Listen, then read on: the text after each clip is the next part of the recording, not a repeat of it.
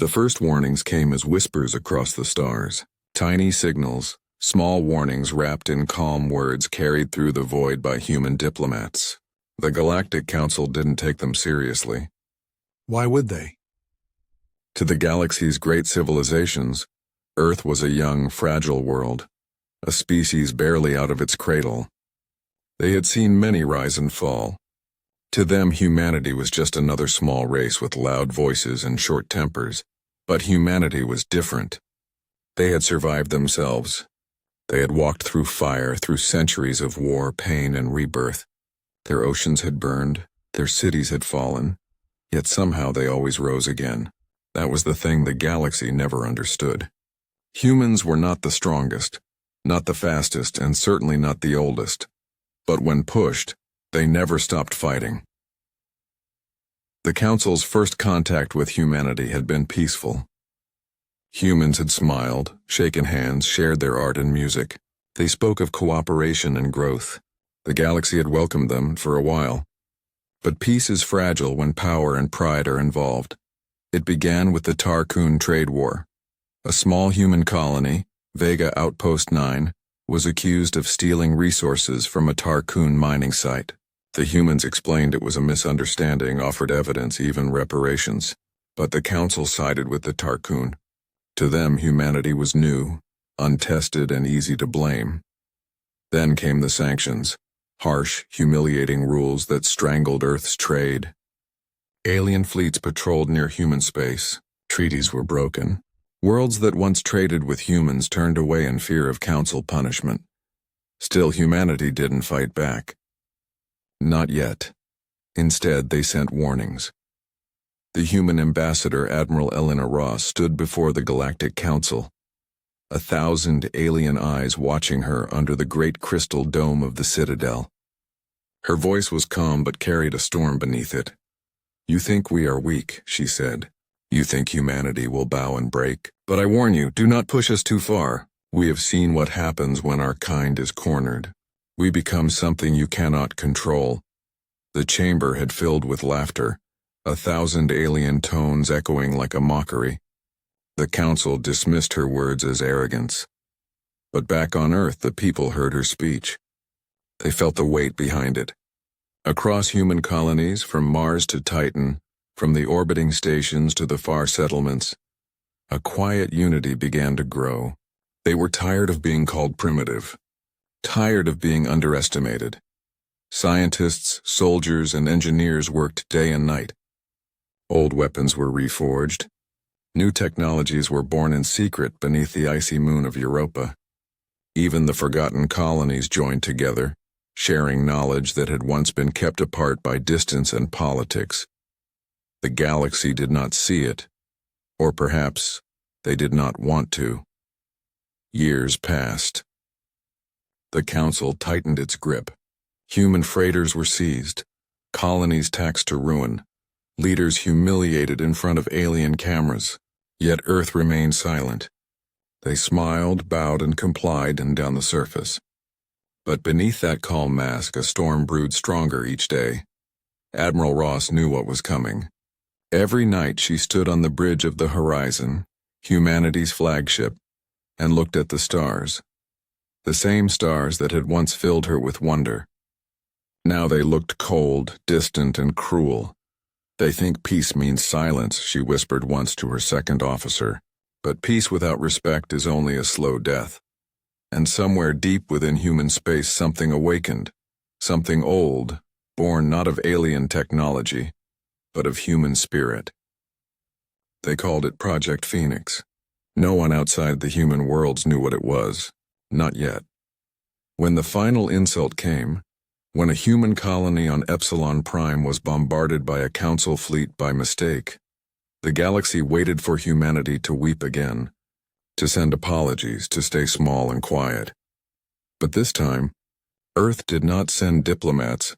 They sent a message, a single transmission broadcasted to every Council world, every military outpost, every corner of the known galaxy. It was Admiral Ross again, to her face cold, her eyes unblinking. "We warned you," she said.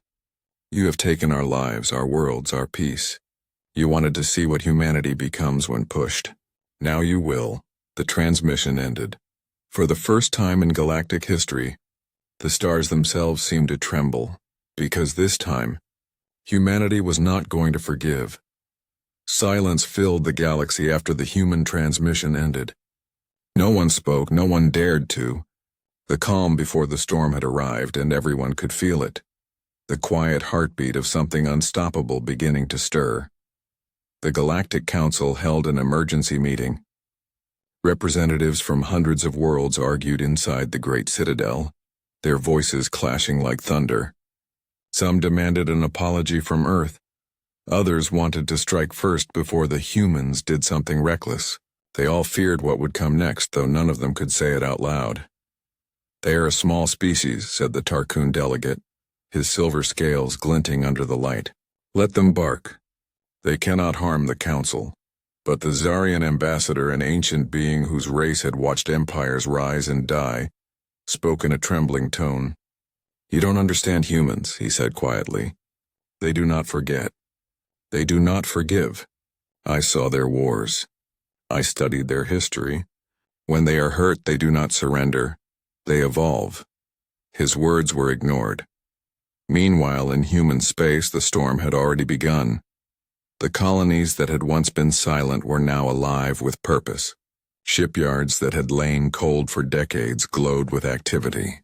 Massive hangars opened across Luna and Mars, revealing warships that had been hidden for years. Humanity had prepared for this day, not because they wanted war, but because they knew it might come. Admiral Elena Ross stood in the command room of the Horizon, surrounded by holographic projections of the galaxy. Dozens of red lights marked the positions of alien fleets. Her face was calm, but her eyes burned with quiet fire. She turned to her officers. "They wanted to see what happens when we fight back. Let's show them. But remember, we are not monsters. We do not destroy because we can. We fight because they left us no choice." Across the fleet, her message spread. Pilots saluted through tears. Soldiers loaded weapons with steady hands. Engineers whispered prayers over the ships they had built. Everyone knew what was coming, and yet, no one turned away. Humanity had always feared the unknown, but this time, they were the unknown. The first strike came at the edge of the Orion Belt. A Council blockade fleet had surrounded a human convoy, demanding surrender. But when they hailed the convoy, only static replied. Then out of the void, human ships decloaked. Sleek, dark, and silent. Before the Council commander could react, energy beams tore through their shields like fire through paper. Human missiles moved faster than light, guided by AI minds that had been forbidden by Council law. In minutes, the mighty blockade fleet was gone. The humans didn't stay to celebrate. They simply vanished again, leaving only wreckage behind. News of the attack spread fast.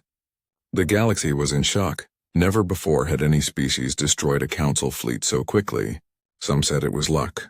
Others said it was madness. But deep down, a new fear began to grow. Humanity was no longer the fragile race they once mocked. Weeks passed, and the attacks continued. Human fleets struck with precision, hitting only military targets. They avoided civilian worlds. Every move was careful, deliberate, a message, not a massacre. "We do not seek destruction," said a new human broadcast. "We seek respect." But the Council didn't listen. They gathered their grand armadas, thousands, of ships from hundreds of species, and sent them toward Earth. They believed they could crush the rebellion before it spread. Admiral Ross watched their fleets move on her screen. A quiet sadness filled her chest. "They still don't understand," she murmured. "They think this is about war. It's about survival." Then she gave the command that would change history. "All fleets begin Operation Phoenix." At once the stars came alive. Human ships emerged from hidden bases, from asteroid fields, from dark corners of the void. The Horizon led the charge, its engines burning brighter than a sun. The humans didn't roar or cheer. They moved in silence, like ghosts carrying the weight of their ancestors. The first battle for Earth began near the moon of Titan. The Council's massive fleet arrived, confident and arrogant. But what they found waiting was something beyond comprehension. Human ships fought not like soldiers but like artists, every move precise, every strike planned. Alien commanders watched in disbelief as their fleets were cut apart by smaller, faster human vessels that fought as one mind, one purpose. When the smoke cleared, the Council had lost half its ships. Humanity had lost only a few, and yet, when the humans transmitted again, their message was not of victory. It was a warning. Admiral Ross's face appeared once more, her voice heavy with grief. This is not vengeance. This is consequence. You made us what we are today. You turned peace into pain and pain into power. We gave you every chance to stop. Now we finish what you started. The transmission ended with one line written across the stars. Humanity stands united. And from that moment, every species in the galaxy knew the storm had only just begun. The fires of war burned across the stars, but in the heart of it all, humanity found something they had lost long ago: unity. For centuries, humans had been divided. Nations, borders, politics, greed, all had kept them apart. But now, facing a galaxy that wanted them erased, they remembered who they truly were. They were not just from Earth anymore. They were from everywhere. From the blue oceans of their homeworld, from the icy mines of Europa, from the dusty domes of Mars, from the hidden outposts on Titan and Neptune, humanity had spread, and now together they stood as one flame against the darkness. On the great human flagship Horizon, Admiral Elena Ross stood on the command deck, watching dozens of holographic screens light up with reports from the front lines. Her uniform was torn, her eyes tired, but her spirit burned brighter than ever. Around her, soldiers and officers worked in silence, their faces set with purpose. Status of the Titan front, she asked quietly. Council fleet repelled, her aide replied. They lost another 3 dreadnoughts. We lost 1 cruiser. Ross nodded. Retrieve the survivors. Every life counts. No soldier gets left behind. It was a small order, but it carried the weight of everything humanity stood for. They fought fiercely, not because they wanted to destroy, but because they wanted to protect each other. That was something the galaxy could never understand. Far across space, in the colony of Vega Outpost 9, the very place where the first injustice began, miners, scientists, and children worked side by side to repair damaged ships. They didn't have weapons or armor, but they gave their hearts and hands to the cause. People who had never held a gun now forged steel, built engines, and sent messages of hope to the front lines. One message, recorded by a little girl named Mira, was played across every human ship. Her small voice trembled as she spoke. Don't give up. We're waiting for you. Come back home. That simple message broke through the noise of battle like sunlight through storm clouds. Soldiers cried silently inside their helmets. Pilots clenched their fists tighter around their controls. Even Admiral Ross closed her eyes for a moment, whispering, "We will, Mira. We promise." Meanwhile, the Galactic Council was beginning to fracture. The alien races that once stood united against humanity now argued bitterly among themselves. The Tarkun demanded stronger action. The Sarathians wanted peace. The Zarian elder simply sighed and whispered, "It is too late. The humans have awakened." But the council leaders refused to believe they could lose.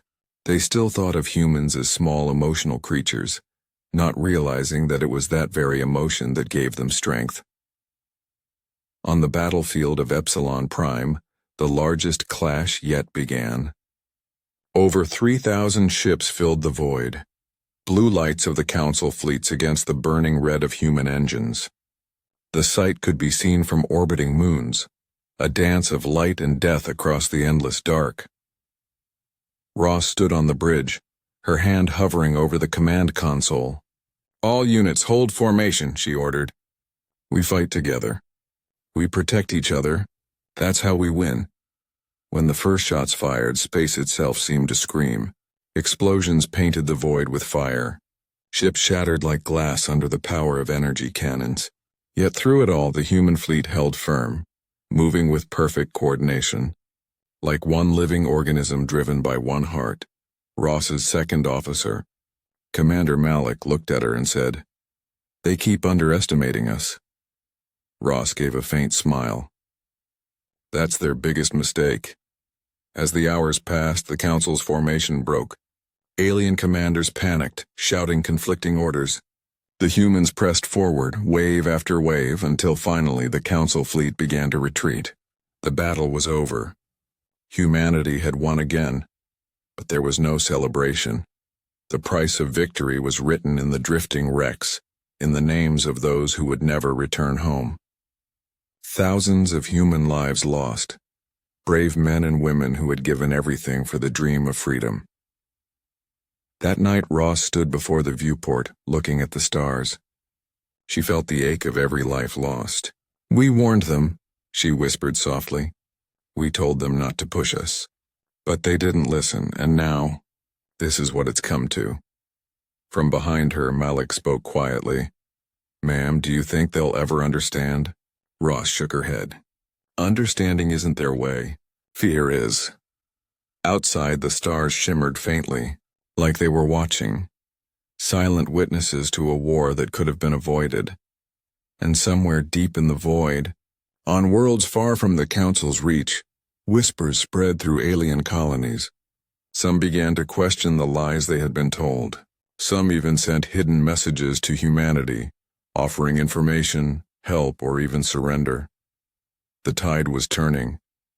For the first time in galactic history, fear had shifted sides. The galaxy, once united in arrogance, was now trembling under the weight of its own mistake. And in the heart of it all, humanity stood taller than ever, scarred, tired, but unbroken.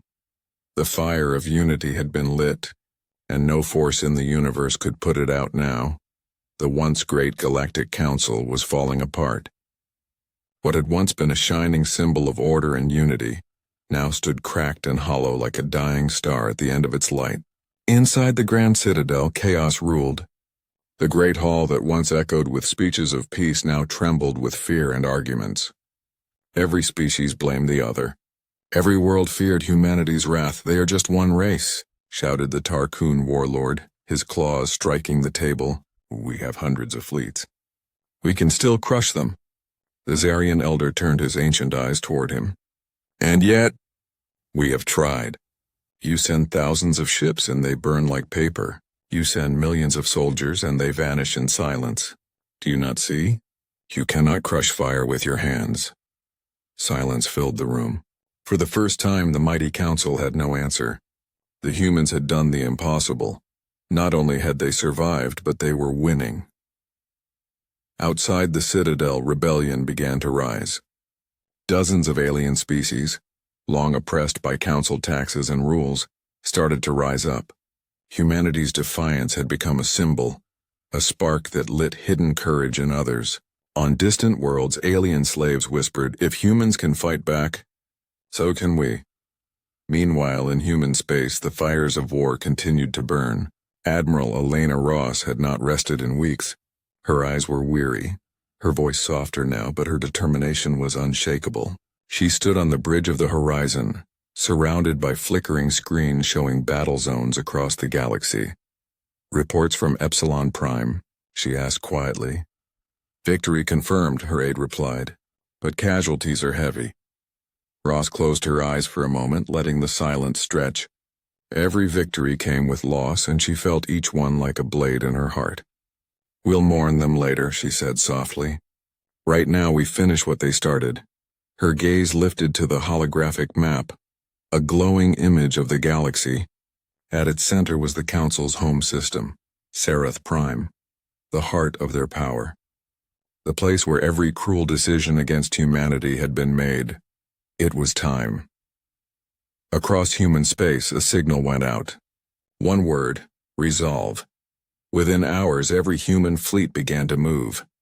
From Mars, from Europa, From hidden stations orbiting dead stars, thousands of ships aligned, forming a wall of steel and light. The largest human armada in history set its course for Sarath Prime. As the fleet gathered, messages poured in from other species, some threatening, some pleading for peace. But Ross ignored them all. She had given the galaxy every chance to make peace. Now they would learn what it meant to face the full strength of a united humanity. The journey took days, and during that time, the humans prepared not just their weapons, but their hearts. In the quiet halls of the ships, soldiers recorded messages for their families. Engineers whispered prayers over engines. Children aboard the supply ships painted stars on the walls and said they would bring light to the galaxy again. When the fleet finally reached Sarath Prime, the view was breathtaking. Thousands of alien warships stood guard around the planet, a final defense of the Council's pride. It was a sight meant to intimidate, but to the humans it only meant one thing: the end. Admiral Ross stood before her crew. "This isn't just revenge," she said quietly. "This is justice. For every colony burned, for every life stolen, for every child who grew up under their shadow. We do not fight to destroy. We fight to end this once and for all." And then she gave the order. "All fleets, advance." The void exploded with fire. The Battle of Sarath Prime began with a roar that shook the heavens. Missiles streaked across the black, bright as comets. Energy cannons tore through space, lighting it with deadly beauty. The horizon charged forward, its engines blazing like a sun, cutting through enemy lines with unstoppable force.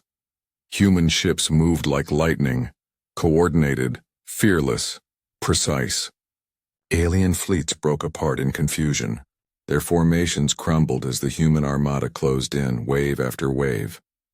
Inside the Citadel, the Council members watched in horror. Their grand defenses were failing. Their fleets, the pride of the galaxy, were burning before their eyes. The Tarkoon warlord screamed orders that no one obeyed. The Zarian elder simply bowed his head and whispered, "They warned us." On the horizon, Admiral Ross stood tall as explosions reflected in her eyes.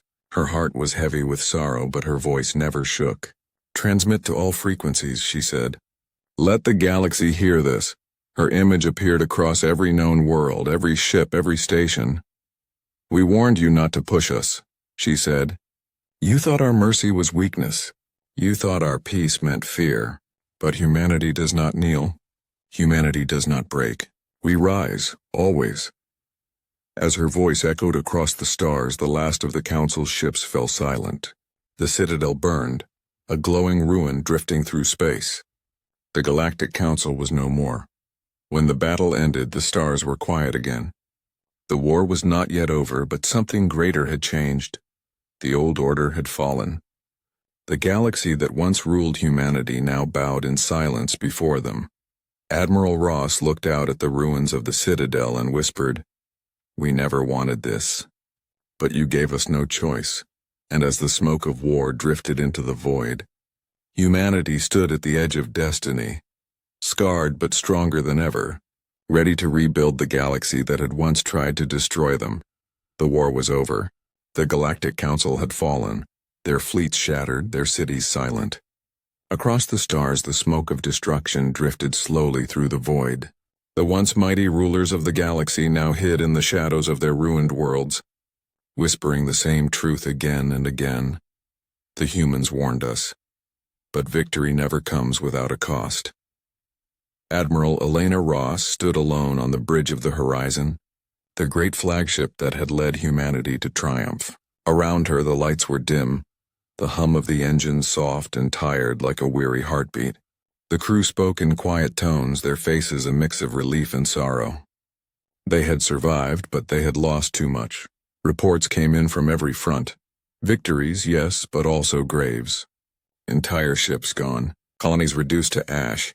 The names of the dead scrolled endlessly across the main screen, a river of sacrifice that seemed to have no end.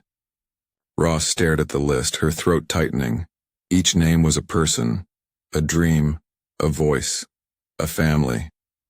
Commander Malik approached her slowly. "Admiral," he said softly, "the Council worlds are asking for talks. They're surrendering." Ross didn't move for a long moment. Then she nodded. "Prepare the transmission. Humanity will answer, but not with anger." She walked to the viewport where the stars shimmered faintly. "We fought to be heard," she whispered. "Now they will listen." On Earth, the news of victory spread like wildfire. Crowds filled the cities, waving flags, singing old songs of unity. For the first time in centuries, there were no borders, no nations, only one people standing under one name: humanity. But even as they celebrated, a deep sadness hung in the air. Empty seats marked every home. Letters from the front arrived like ghosts, carrying final words and farewells. Children asked when their parents would return, and some never would. In the ruins of Washington Space Command, engineers worked to rebuild. Hospitals overflowed with wounded soldiers, some human, some alien. Because even in war, humanity had never stopped saving lives, even the lives of their enemies. A wounded Sarathian soldier sat beside a human medic, watching the sky through a cracked dome. "Why?" he asked quietly. "Why help me after what my people did to yours?" The medic smiled weakly. "Because we're human," she said. "And that still means something." That small moment, unseen by history, carried the heart of what humanity truly was: fierce in battle, but gentle in victory. Far above Earth, in orbit, the horizon became a beacon. Ambassadors from dozens of alien worlds came seeking peace. They were humbled now, their pride stripped away. Some came with tears, others with silence. All came with the same fear, that humanity might choose vengeance. But Ross had already made her choice. In the grand chamber aboard the Horizon, she stood before them, calm, steady, wearing the same uniform she had worn since the first day of the war. "We warned you," she began, her voice echoing through the hall. "We asked for respect, not domination. We asked for peace, not silence. You ignored us. You mocked us. You called us savages. And yet, when you burned our worlds, we did not become monsters." She paused, her gaze sweeping across the alien faces before her, some ashamed, some trembling. "You see now what happens when you push a species that refuses to die. We rise from ashes. We build from ruin, but we never forget mercy." Then, she said the words that stunned the galaxy. "Humanity will not conquer. We will not enslave. We will rebuild, and with or without you. But know this, never again will we kneel." The room was silent. Even the stars outside seemed to listen. The aliens bowed their heads, not from fear but from respect. A new kind of respect that could not be forced, only earned. In the months that followed, the galaxy began to change. Human engineers traveled to alien worlds, helping rebuild the places once destroyed by war. Human doctors healed both friend and foe. Trade routes reopened, guided not by council law but by fairness. Slowly, trust began to grow where hatred once ruled. But Admiral Ross never saw peace as a victory. She saw it as a duty. Every night she stood before the stars and remembered the fallen, the pilots who never returned, the children who waited in vain. One evening, she received a small message from Vega Outpost 9, a recording from the little girl, Mira. The child's voice was still soft, still innocent. "You did it," Mira said. "You came back home." Ross smiled faintly, tears filling her eyes. "Yes, Mira," she whispered. "But home isn't what it used to be." She turned to the window, watching the endless stars stretch across the black. "Maybe," she said softly, "we can build something better." And in that quiet moment, surrounded by the light of distant suns, Admiral Ross understood the true cost of victory. It wasn't measured in destroyed fleets or conquered worlds. It was measured in hearts broken and rebuilt, in lives lost and remembered. Humanity had won the war, but the greater challenge, rebuilding peace, had only just begun. A new dawn rose over the galaxy. The fires of war had faded into the cold glow of rebuilding. Planets that once burned now shimmered again with lights of hope. The old Galactic Council was gone, its shadow washed away by the tide of change. In its place, something new was beginning, something built not on power, but on understanding. And at the heart of it all was humanity. For the first time in history, humans walked freely across worlds that had once looked down upon them. On the shining streets of Serath Prime, human engineers worked side by side with alien builders to repair the ruins of the old citadel.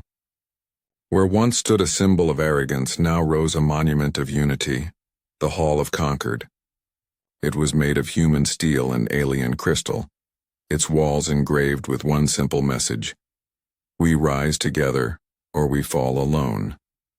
Admiral Elena Ross watched the construction from the deck of her shuttle. The golden light of the twin suns washed over the site, painting everything in warmth. Around her, the sounds of laughter and work echoed. It had been years since the end of the war, yet she still carried its weight inside her. Every brick laid in peace reminded her of the countless lives that had been lost to build it. Commander Malik, her old friend, stepped beside her. His hair was grayer now, but his smile was the same. "You should be proud, Admiral," he said softly. "We changed everything." Ross shook her head. "We didn't change everything, Malik. We just reminded the galaxy what it means to be human." Across the stars, a quiet peace had settled. The scars of war still remained. Broken ships drifting through forgotten sectors. Worlds with wounds that would take generations to heal. But something had shifted deep within the hearts of every species. On Jaria, children studied Earth's history, learning how humans had turned pain into strength. On Tarkun, the miners who once mocked humanity now sang songs of resilience, calling humans the children of fire. Even on the farthest colonies, where once fear had ruled, people spoke the same truth: that peace born through respect was stronger than peace born through fear. The Horizon, now a legendary ship, had been turned into a museum. Its decks were open to visitors, human and alien alike. Children ran through the hallways, touching the cold metal walls where history had been made. A plaque stood near the command bridge, engraved with Admiral Ross's words: "We do not conquer. We endure." Visitors often stood before those words in silence, feeling their truth deep within. But not all hearts had found peace. Some alien factions still hated humanity for their rise. They whispered of revenge, of taking back the power they had lost. In the shadows, old anger still burned. Yet even among them there was hesitation, because they knew what would happen if they pushed humanity again. And the humans? They didn't seek revenge. They watched, waited, and focused on rebuilding. Earth had changed. The cities that once fought over borders were now open and free. The sky was filled with ships carrying supplies to distant colonies.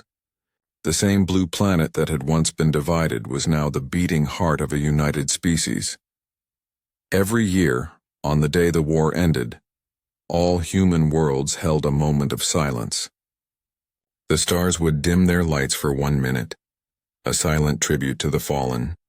Children placed candles by windows, whispering names they had never met, and when the minute ended, the lights returned, brighter than before. Humanity called it Remembrance Day. Admiral Ross spent that day alone on the observation deck of the Horizon. She looked out at the stars, her reflection faint in the glass. So many memories lived in that silence. The battles, the losses, the warnings no one had heard. She took a deep breath and whispered, "We warned them, and now they understand." Malik's voice came softly through her earpiece.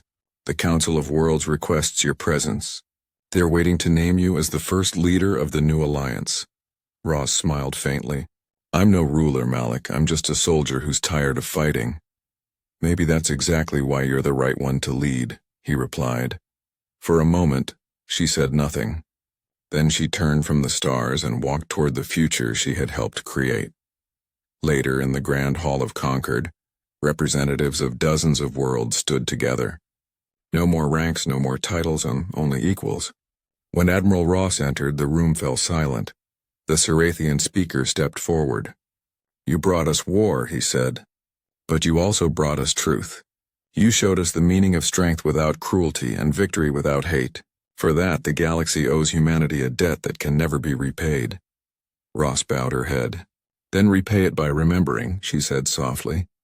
"Remember what happens when pride blinds us. Remember what happens when peace is ignored." The hall filled with applause, not of celebration but of gratitude.